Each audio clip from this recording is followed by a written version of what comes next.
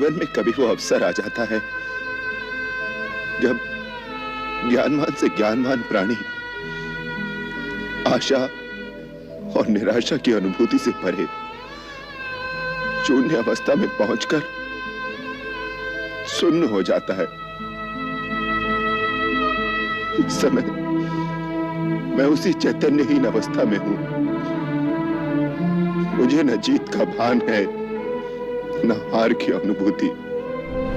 मित्रता जाति पाति को नहीं देखती महाराज विभीषण।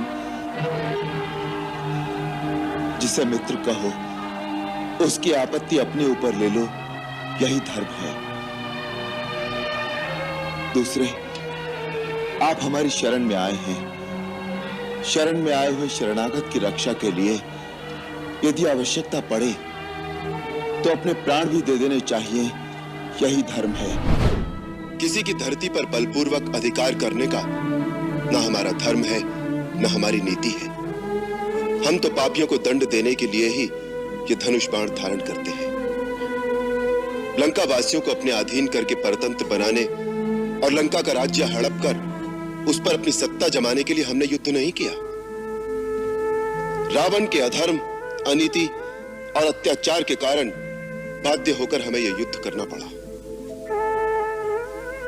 लंका लंकावासियों की है, उस पर लंकावासियों का ही आधिपत्य रहेगा, अयोध्या का नहीं। लक्ष्मण, किसी पुरुष का अपना हृदय यदि किसी नारी का विश्वास नहीं करता तो उसे दूसरे किसी के प्रमाणों से भी पूर्ण विश्वास नहीं हो सकता।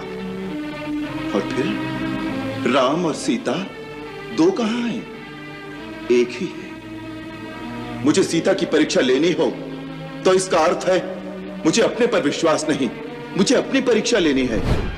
ऐसा तुमने कैसे समझ लिया कि मैं सीता की परीक्षा ले रहा हूं या उस पर कोई संदेह कर रहा हूं? सीता जो एक क्षण के लिए भी कभी मेरे हृदय से दूर नहीं हुई, जिसे पल पल मैं अपने दिव्य चक्षुओं से निहारता रहा हूं, उसकी पवित्रता और सतीत्व का प्रमाण कोई और देगा क्या मुझे? पिता और पुत्र का नाता प्रजा के मतामत से निर्धारित नहीं होता। इसी प्रकार भाई और भाई के बीच फैसले तलवार से नहीं किए जाते।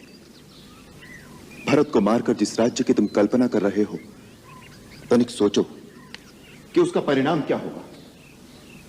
यदि अपने भाई ही ना रहें तो राज्य के सुख भोग में क्या आनंद मिलेगा? यदि मेरे सुख में तुम तीनों भाइयों का भाग ना हो तो वो सुख मेरे लिए विष के समान है।